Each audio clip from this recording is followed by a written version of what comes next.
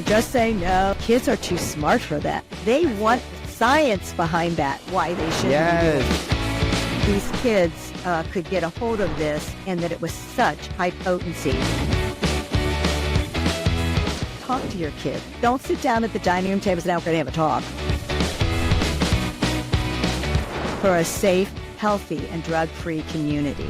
Watch Step Up to Save Our Children today. Hello, and welcome to this episode of Step Up to Save Our Children. Today, our topic is waiting to give kids smartphones. This podcast is attempting to meet parents and caregivers where you are.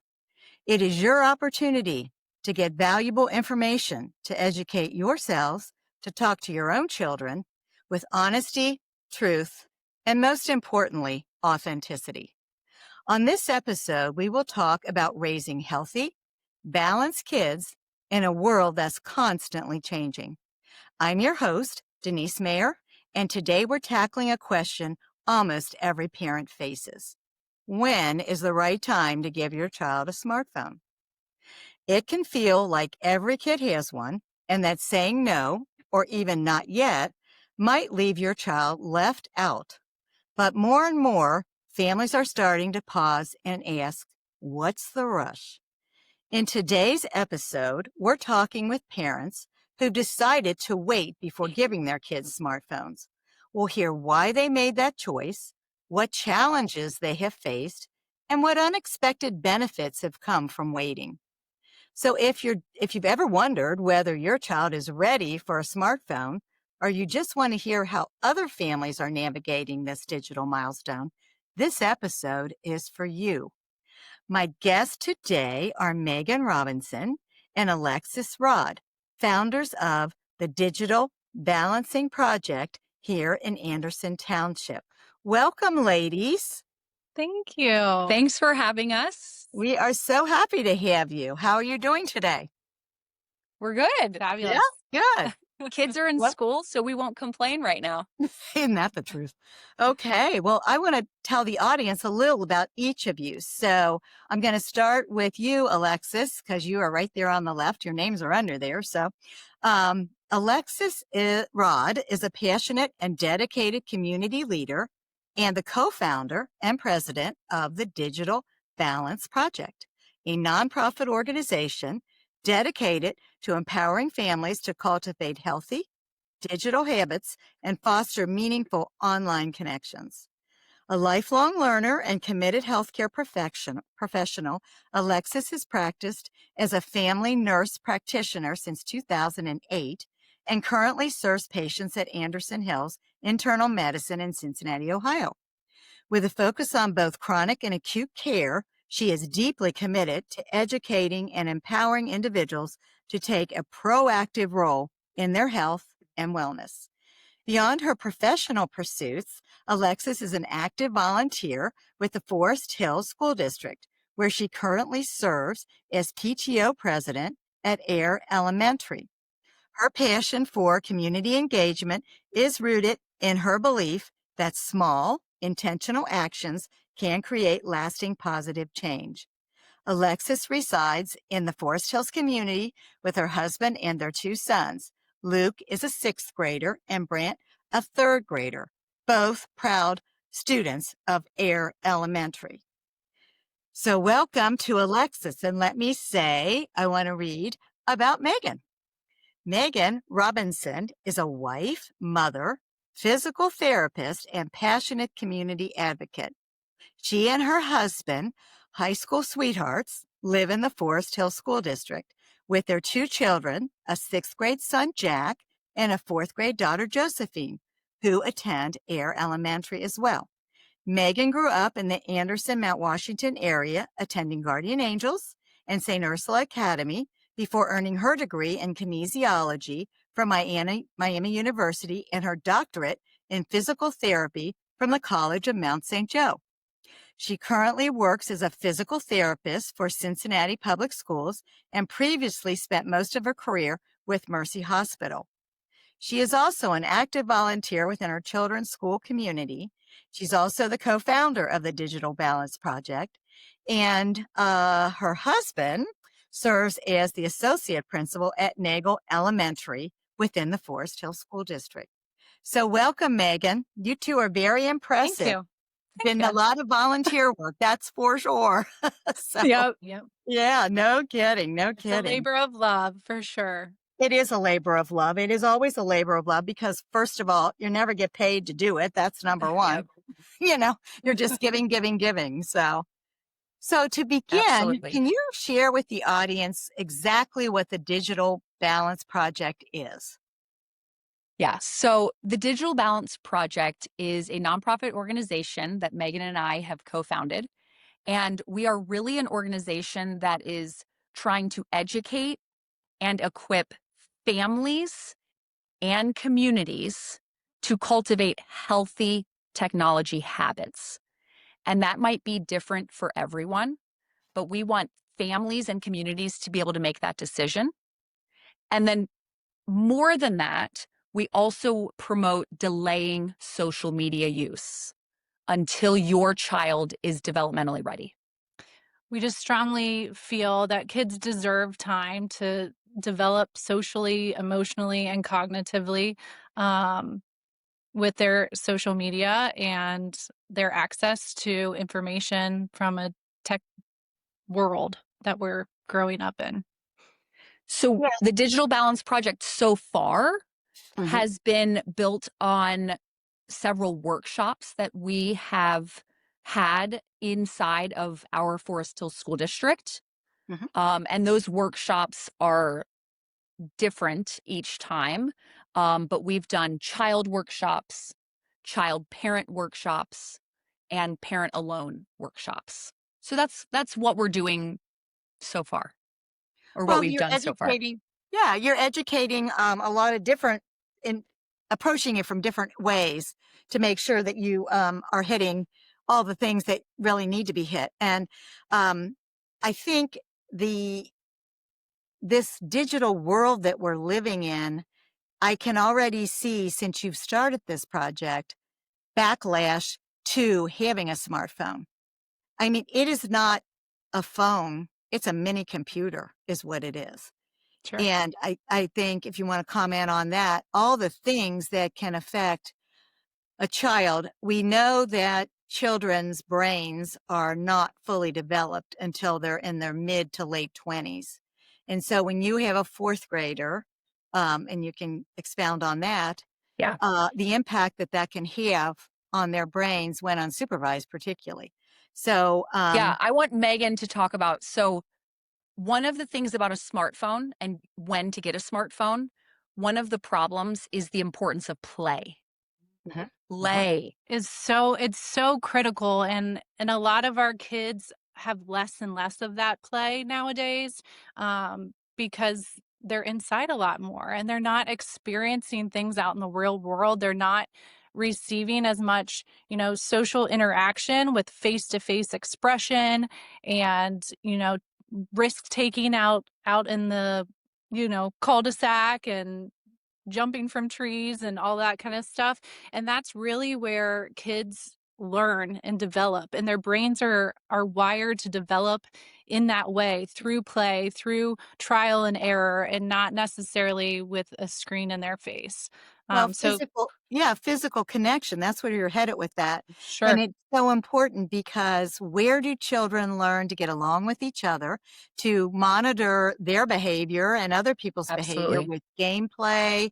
We play Spud. I mean, way back, as far as way I go back, not you guys, come back when you had to come in when the streetlights came on or whatever in the summer. And, now we're afraid to let the kids out like that. So they're missing so much social connection that's face to face. So I agree 100%. Yeah. And you just brought up something that we talk about all the time. Like now we're afraid to put our kids out there to take risks. Right. But we're handing them a device that has more risk than potentially going outside and playing dodgeball or playing kickball in the cul-de-sac does. 100%.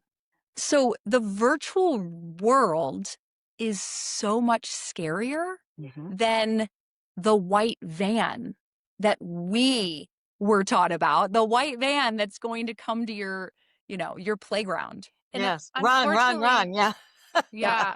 yeah, I don't think a lot of parents even realize what what is out there. I mean, I think obviously people know what lies behind the virtual world, but I don't think they understand the extent to it sometimes. And they feel like they're keeping their kids safe by keeping them inside, and not out there, but truly the virtual world, you're opening yourself up to an entire world of strangers, not just, Yeah. strangers in Anderson Township. So And it's they pretty and wild they to think about. and they as a group, I mean, the people that are out there trying to harm our children, um, if they were, like I always say, like on billboards, or I mean, if there's anything out there that, be careful, so and so's been abducted or whatever. I mean, the percentage of that is so low, but the percentage of this is quite high. And I was just at a seminar this morning, and it was, there's so many addictions out there. Oh my goodness.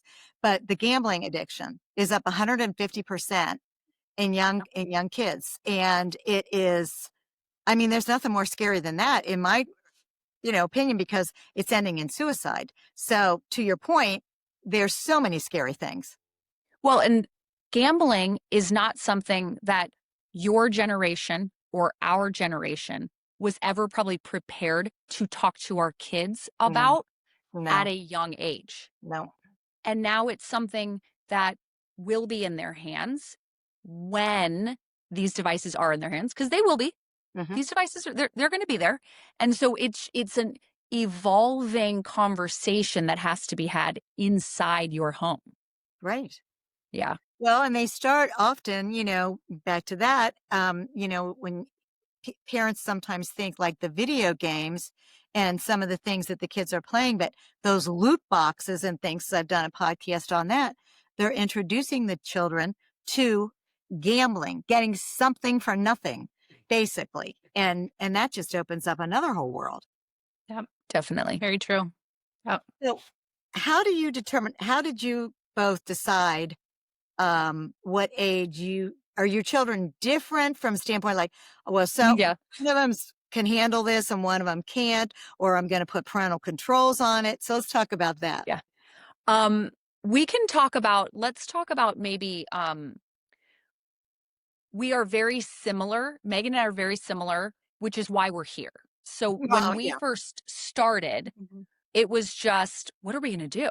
What are we going to do? It's back when our boys were in first grade. What are we going to do? And what we figured out is we both wanted to keep them safe, right? We wanted them to not be exposed to all of these things, which is how this started.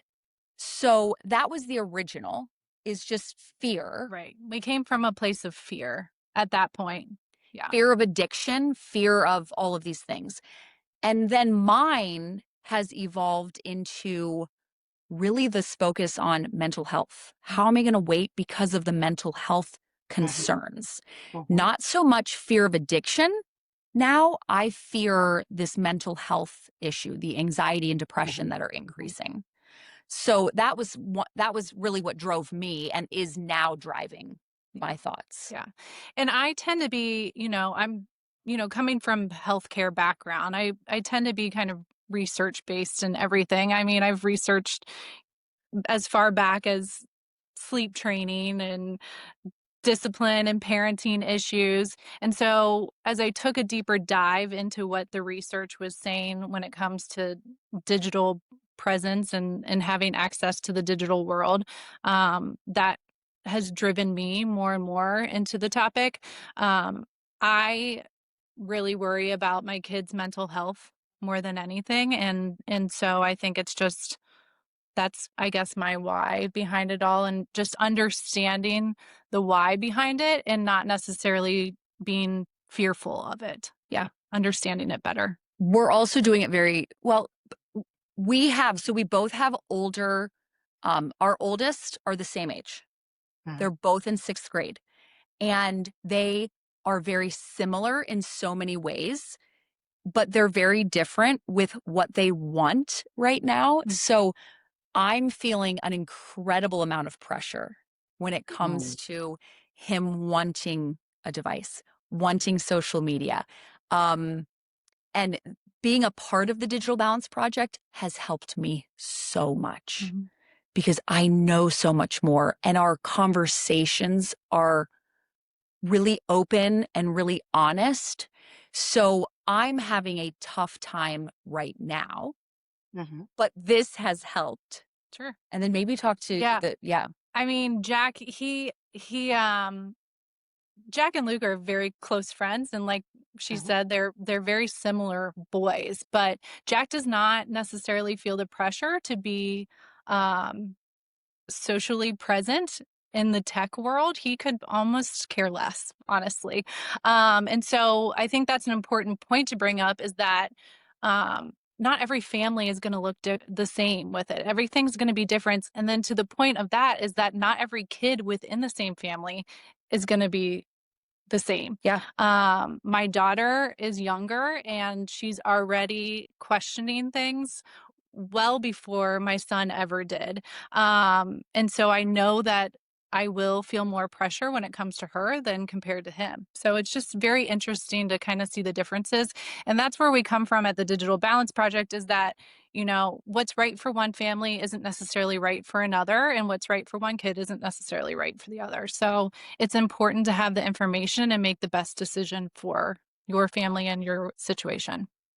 Well, you have to discern, like you said, depending on what the child's needs and are, whatever. But I always think it's kind of interesting that parents will just buy one of the latest and greatest and give it to their child without much direction or any kind of, you know, I know there's apps like Canopy, and there's different ones that will put things on there.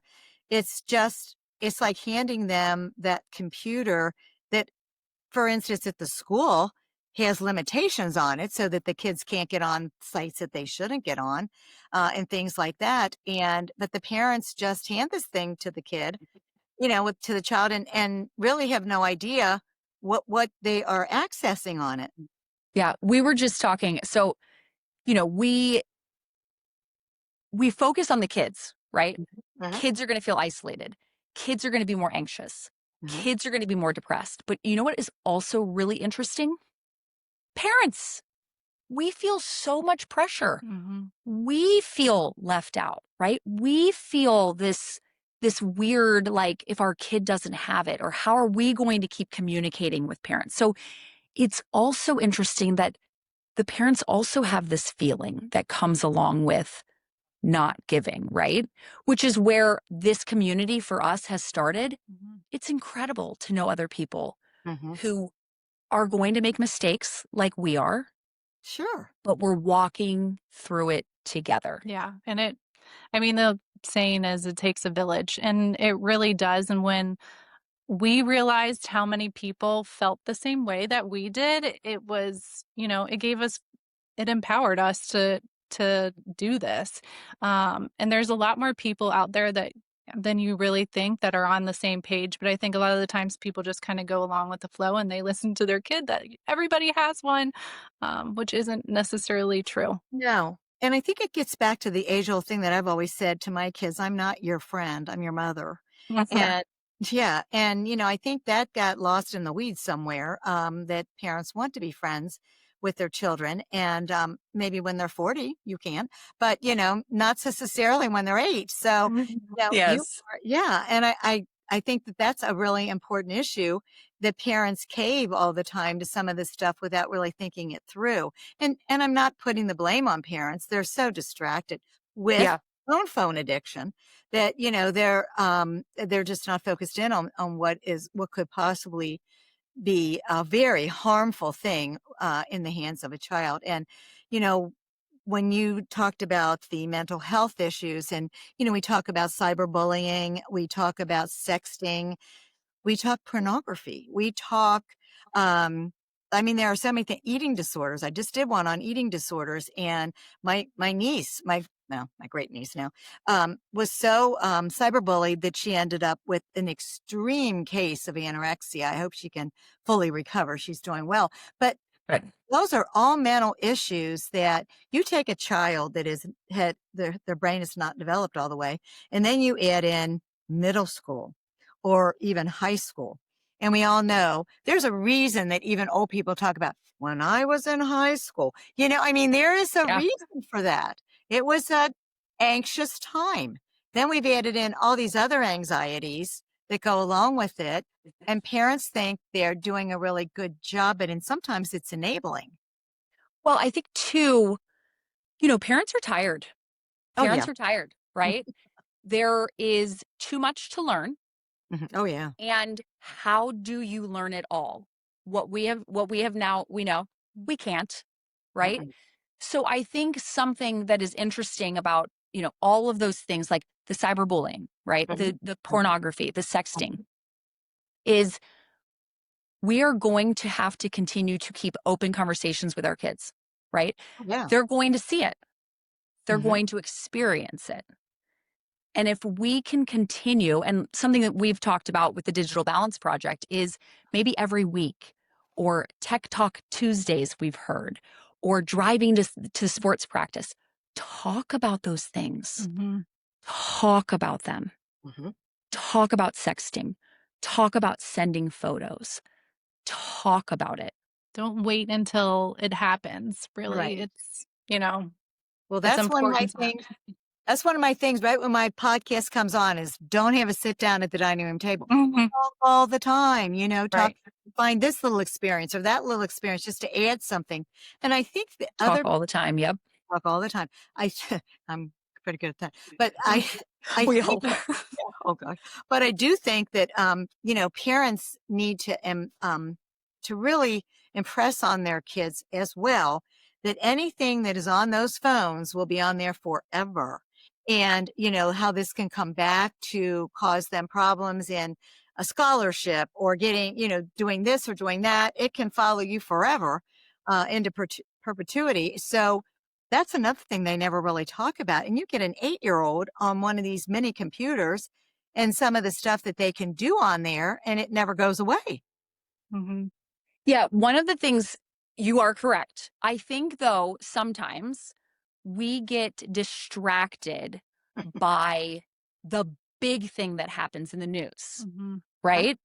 Mhm. And we do want to warn our kids against, or warn our kids about those things, right? The big thing or the big photo that got passed, but also all the little things that happen every day. The little group text that doesn't make the news, but isn't kind. Or I think about my daughter a lot, when it comes to this kind of stuff and it affecting her self-esteem. I think back to, when I was in 5th to 8th grade and how mean girls can be sometimes, But then when they have this device in their pocket 24/7, they have access to those mean comments that usually happen just in text messages. It doesn't have to be some big social media platform. But when they have their brains aren't developed and their bodies aren't developed enough to handle that kind of influx of social pressure and comments all the time at such a young age. And so, yeah, it happens quickly, though. Like yeah, I have a 12-year-old and I just started bringing up, sending. So we have a device and he is able to communicate on that device from our kitchen. That's where it stays. I love it. He can message a friend and feel that communication, but it's in a safe environment. So I started talking to you about sending pictures and about, what are you going to do? And he goes, Mom, Mom. And I was like, no, that's going to happen. And it'll be interesting how that conversation changes, right? Because we're not going to stop talking about it.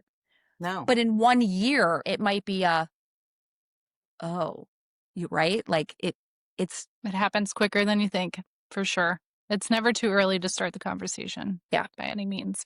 It definitely isn't. And they say the younger the children are, like, early elementary, the more impressionable they are, that will stick with them as they, go through the other grades. And I think we often miss that opportunity because people are, well, my child's way too young for that, but they're not. And they're exposed to a world that is so much more advanced than we are. And at this thing I was at this morning, we were just talking about how the 24-hour news cycle has changed everything.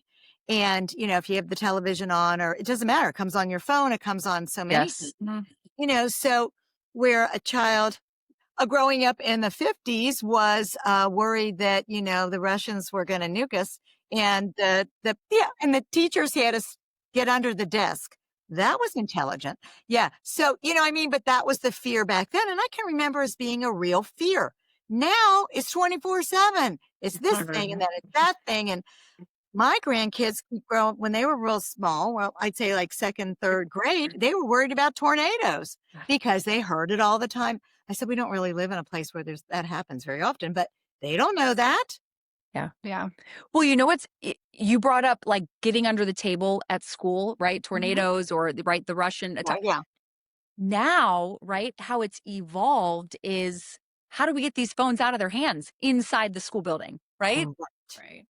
Right. It's just a different, I don't know. Well, and the schools are trying to do that in a lot of ways. I know the middle school has done that.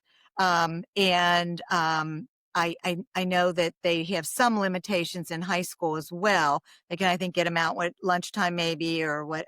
I don't know. Not anymore. Yeah. Well, not anymore. Ohio. Yeah. Good. Yeah. Good. Because Ohio's kind of leading the way in on that. a great way. Thank It's a way God. for I'm the glad day you now. Yeah, I'm glad you brought that up because, kids have a terrible time being distracted in a classroom, particularly learning something they're not interested in. Then you add so many of the children who have ADD or, some focus problem, and then now they've got this thing and it's buzzing in their pocket and they feel like they have to answer it and see who it is. Yeah, talk about that research study. This research study is incredible. We're on the same wavelength. Yeah. Thinking the same. Yeah. So there was a research study that showed it broke it down into 3 different groups of students. I believe they were college age students. And it had one group where their phone was in a backpack and it was on the outside of the auditorium. There was another group that had their phone in their backpack sitting next to them. And then the third group had their phone face down on the table on their desk in front of them. They were given like a series of math problems or some kind of cognitive test, and they tested the outcome of that was that significantly higher Results. results, yes, Yeah. thank you, were in the group that had the phone further away. So the further away the phone, the better Just the attention. the physical Yeah. location. And they weren't on the phone. It was just the physical location of the phone, which is fascinating. It's mind blowing, really. Yeah. And from the teacher standpoint, think of that. I mean, you're trying to teach them chemistry or whatever you're trying to teach them.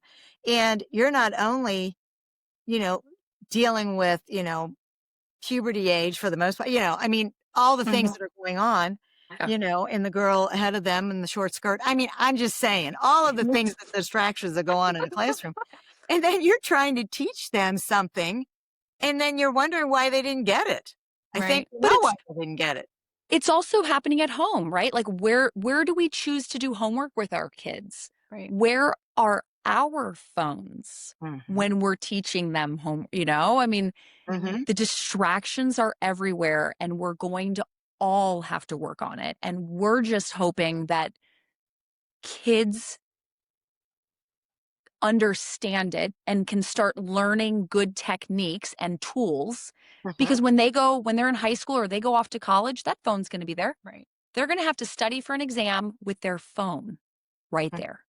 How are they going to do it? What's that going to look like? Right. If we can teach and educate people to educate their kids, we hope that people do better. If you can save one, this effort will be worth it. Honestly, hopefully it will, save a whole lot of them. But a phone addiction is a real addiction, as we well know. The younger that somebody starts with an addiction, no matter what it is, the more ingrained that it is and the more difficult it is to turn that behavior around. So delaying this, they always say with alcohol, delay, and then we could get into all the other things that you shouldn't be doing at all because they're not working. But the delay part makes so much sense on that developing brain. And the one thing, I just read this great article, actually, it was from the Epic Times, and the author was Walker Larson, and they were talking about dumb phones. And going back to the dumb phone.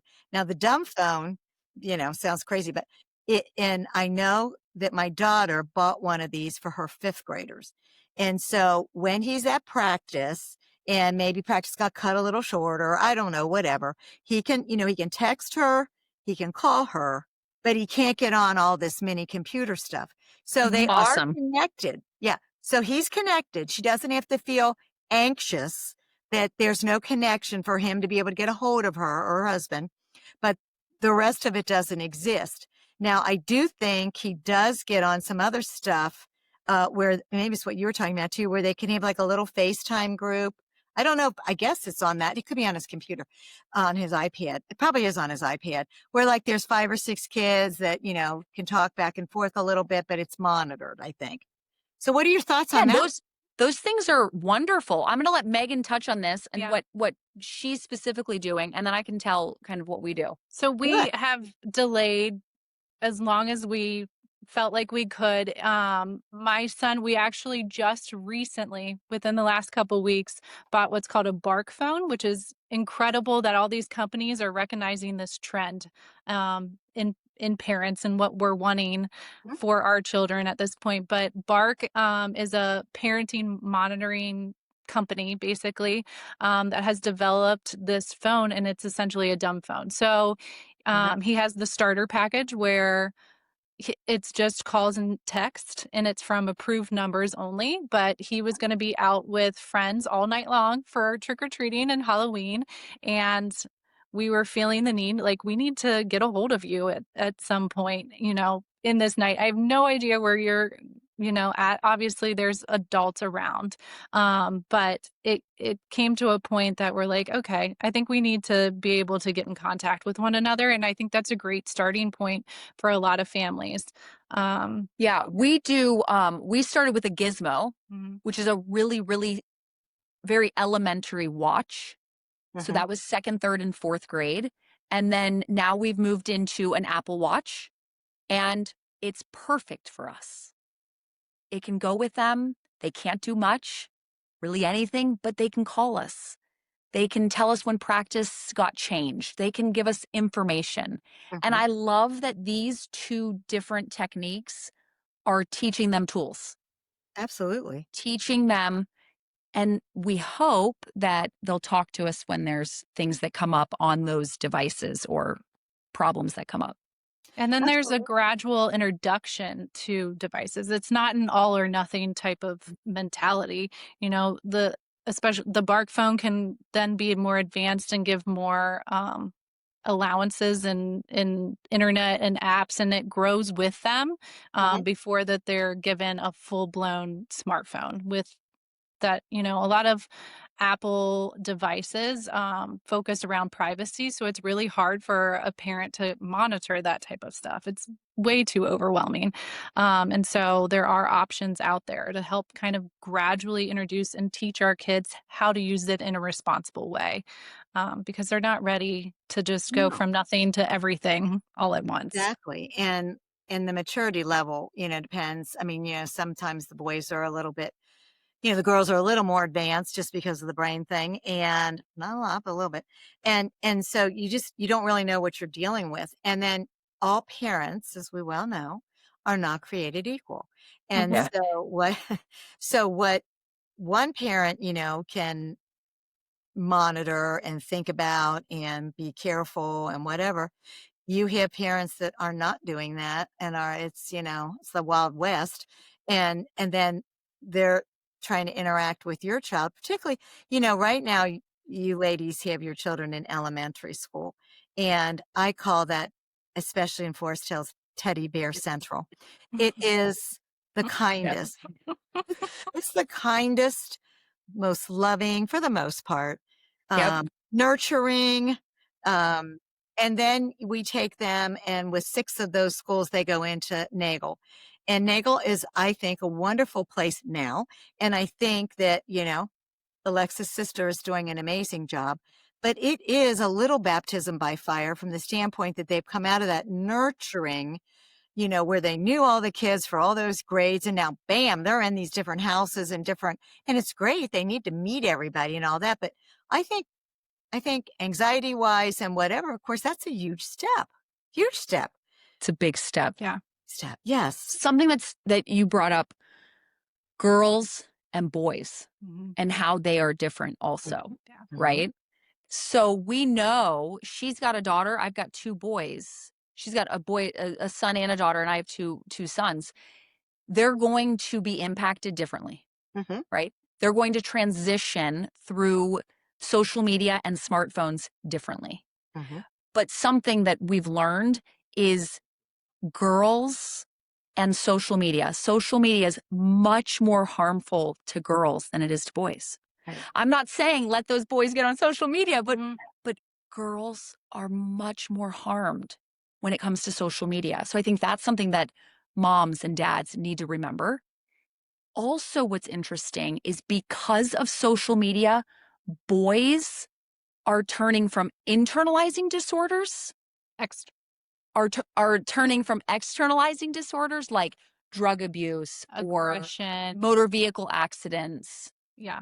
And it's shifting to internalizing disorders that boys are suffering, anxiety and depression. And we're seeing that spike since 2010, which Huh? is when social media platforms were first introduced.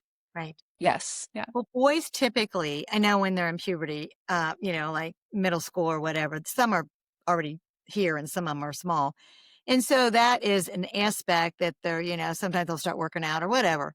But girls start at a very early age with this, how they look, and then the makeup, and then Sephora, and then all of the things that can go along with that are heightened by all the advertising that's on social media, that they can't just have the best skin they're ever going to have probably in the 6th grade, typically, and firm and everything like that. And they're putting creams on their face for women that are 40. It's insane, but that's It's the money. insane. There was another research study that was done for young girls, and they showed these young girls photos that had not been touched or edited Mhm. and photos that had been edited. After those two groups, after looking at the two different edited versus unedited, the girls who were looking at the edited photos had lower self-esteem after reviewing them. Yeah.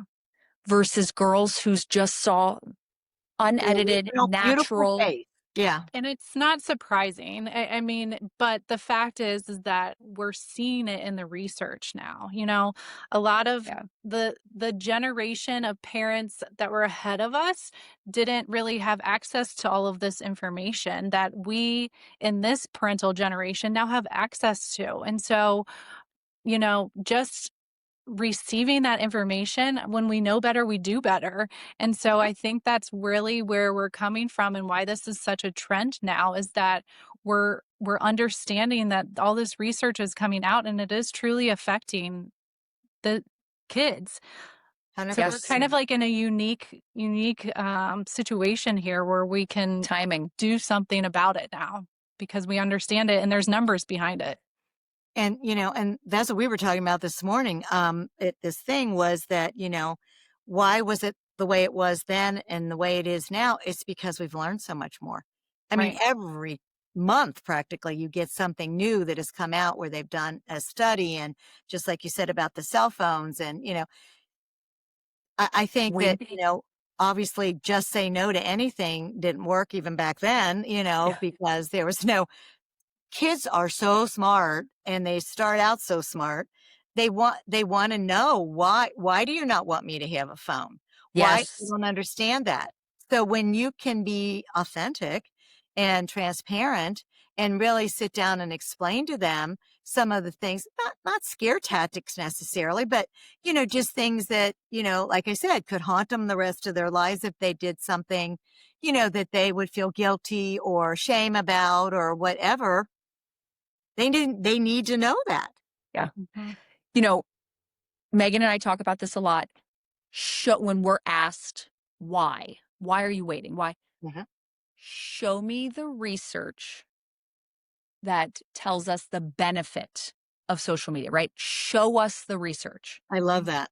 And until you do, this is where we are, Yeah. Yeah. right?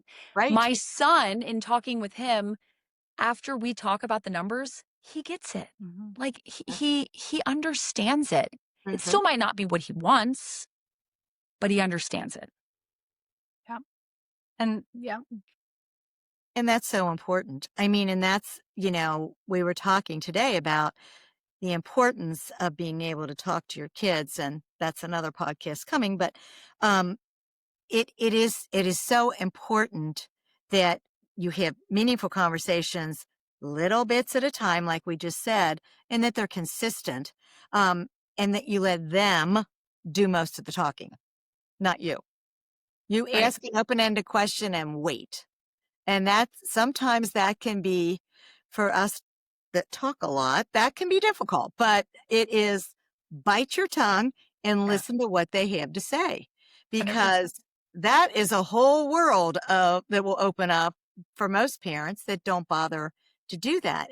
You know, I've been doing this for a long time. You know this.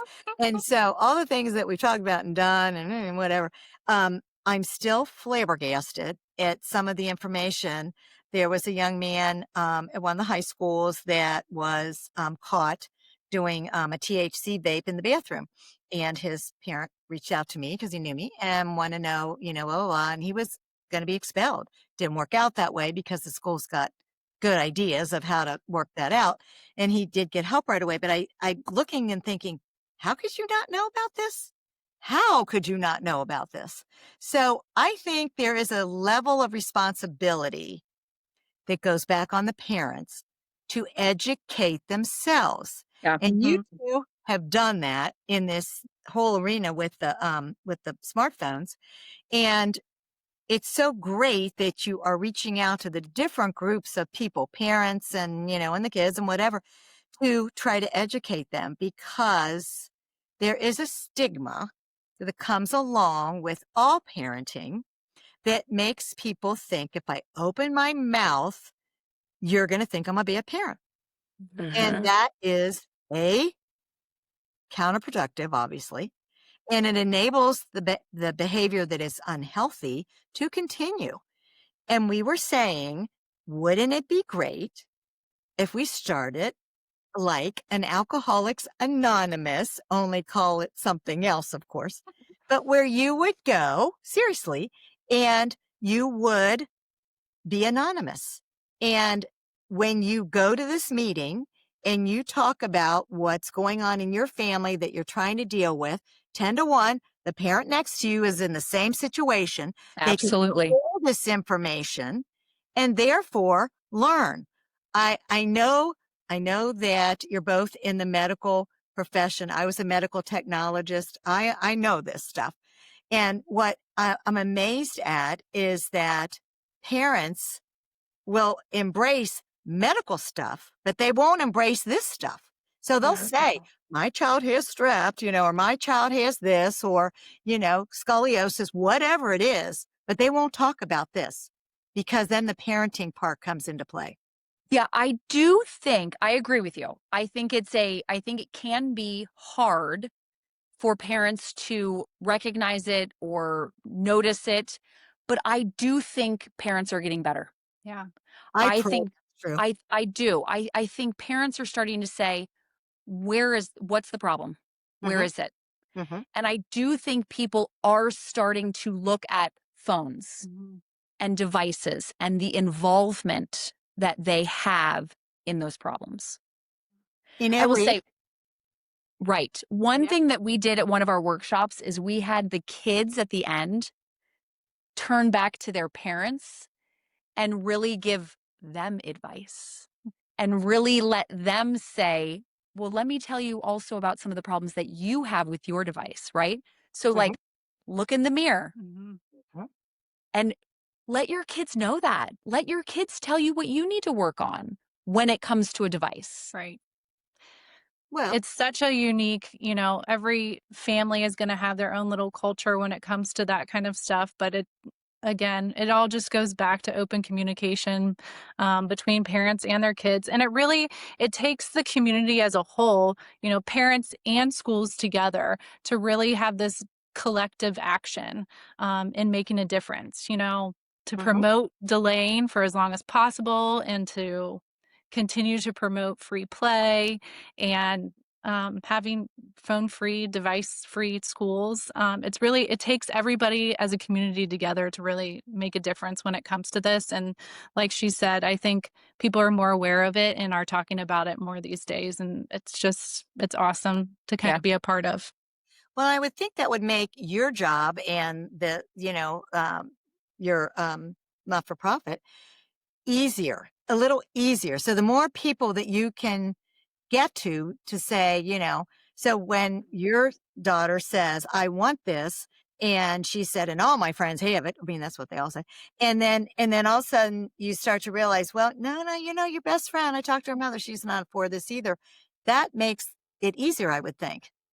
Yes. Yeah. Our kid workshop is pretty spectacular because kids are there and kids learn. They do. They listened and they got to also see what other kids were in the room.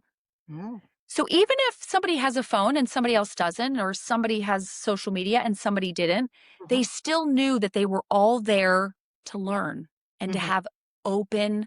conversations, open dialogue. Yeah. Yeah. And I think that's back to, what Megan said is it's going to take the community to do that. And it's going to go step by step. And that's the important work that you two are doing, is doing it step by step to, to bring it to even like, I know you're the PTO president of AIR, and I was one of those back in the day, and dark ages. Aren't we all? Aren't we all? Back in the dark ages. And it seems like, even just getting parents to come to a PTO meeting is kind of a struggle. Let me just say that. Depends on what the topics are, but who you're presenting. But I think that has to be a piece of it. And I believe that you reached out in the beginning to get the PTO parents at the different 6 elementaries, at least, to be a part of this, because those are the people that, I don't want to say that they're not everybody cares. I don't mean it that way, but those are the people that are the movers and shakers and the passionate people typically. And so I thought that was a great approach. And has that been fairly successful with that?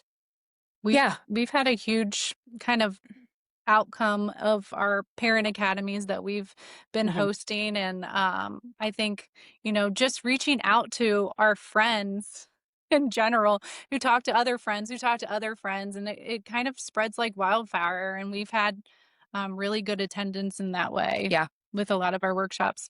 And what we're hoping to do here in the future, the near future, is make some of these gatherings or workshops feel a little more intimate. So focus on one school and only one grade. I think Or that's a good idea. only, yeah. And I really love parent and child because you both have to be on the same page. You have to know that you're both there to, bring something home to be able to talk about. That's the key. So, I agree 100% with that. And, when a parent goes to just something by themselves and then they come back and try to regurgitate basically what was said, they miss a whole lot of it. If the child is with them, that's a much easier conversation. Oh, you remember when they said this? Oh yeah, I remember when they said that. It makes so much sense. Makes much more sense. Yeah. And more impactful, I think, down the road. So we're really hoping this year in particular to kind of spread out beyond Anderson and kind of focus a lot on the greater Cincinnati area. And we keep hearing from multiple people, even though our initial intent was just to kind of be here locally, the more people we talk to, they all feel very strongly about the topic. And so I keep hearing, will you come to our district? Will you come to our district? So it is spreading. I think the awareness is spreading, and it's a very unique position that we're in here. Sure. But the thing that's driving it is the need. Right. The need Yes. Right. that is driving that all over the place because parents don't know what to do. A lot of them don't know about the dumb phones and all the other options that there are. And so that information is going to be critical in turning this whole thing around, and protecting our children, like we said, from some of the devastating things that can happen. Now, you're right, when they get to college, well, but hopefully the brains are a little bit more developed, Yeah. and what advice would you give to our audience about, I'll put everything that you give me under the description when this launches so that they can get to wherever you need to be. I know you're working on a website right now, so Yep. hopefully that will, be someplace for resources and that type of thing. But just Definitely. wherever they can reach out or, get more information or that type of thing. But what advice would you actually get, let's say, to somebody that's got an elementary and is just kind of wanting the kid to be connected? I know we talked about the dumb phones and all that. What would be your advice? I think just delay, delay, delay as long as you possibly can. We have yet to really encounter a single person that has regretted waiting, but we have certainly talked to a lot of people that have regretted giving too early. And so I think, Yeah, my advice would be exactly what Megan said. We've yet to find somebody who regrets waiting, Mhm. but also find your people. yeah. Find the moms, Mhm. find the dads, find the kids that are doing it in a similar fashion. Doesn't have to be the exact same, Mhm. but I think that would be my advice. Yeah. Well, when you compile and maybe you already have, like an email list or whatever, I I find it most interesting if you can give a one word, or I don't know, subject, whatever, say, and you would say, are you comfortable with your child having a smartphone or basically you'd be surprised at the response you get to that. And hell no is one of the things I think Mhm. you might hear, and then from Yeah. the, you would have like your people, some of your people, and because I think if people were honest about it, they really are concerned. And when you go to go buy dinner somewhere and you walk in and, just be my husband and I most of the time at this point, and I look around and there's a family of 4 or there's a family of 6 and they're all sitting there. Every single one of them's on their device. And I think, wow, Yep. wow. Setting rules. Yep. But And how, rules are meant to be broken too. We were just, there are yeah, rules and we can all do the best we can, right. right? Well, we're But human. we're human and the food is an hour late. Like last night, Carrie was talking about, the food's an hour late and you're like, Yeah. okay, let's Mm-hmm. break the rules. Let's, right? Or, whatever it might be. But I think setting rules is great and then they have to evolve, right? They've got to change as your children and you change. And I think hopefully those are some conversations that we all have and that we learn from each other. Yep. We Yep. can only do the best that we can do, but we can continue to strive to do better. Yep. And that's Yeah. what I always think, I mean, every day you get up is a fresh day to maybe address something you hadn't or, whatever. And so that's what I think too. Well, ladies, we're up on a hard stop. I can't thank you enough for being on. It's You know, I, great. Yeah. I've supported you from the beginning with this concept because I think it's so important. Thank So, you. but thank you, Megan. Thank you, Alexis, so much for this valuable information. Thank you to our listeners for joining us for this important conversation about kids, technology, and timing. Every family's path looks a little different, but taking time to think before giving your child a smartphone can make all the difference. We'll be back next time with more conversations about raising children in this digital world. If you enjoyed this episode, please share it with another parent or leave us a review. It helps more families find these conversations. You can see these podcasts on YouTube, social media, including Facebook, Instagram, and X, and also LinkedIn. You can also access them on our website, which is www.stepupanderson.org, and listen on Spotify. Please share and most importantly, hit the subscribe button and follow us so that we can reach more parents. A special thank you for being part of the Step Up to Save Our Children community. Together, we can raise awareness, spark change, and support the next generation. Thank you.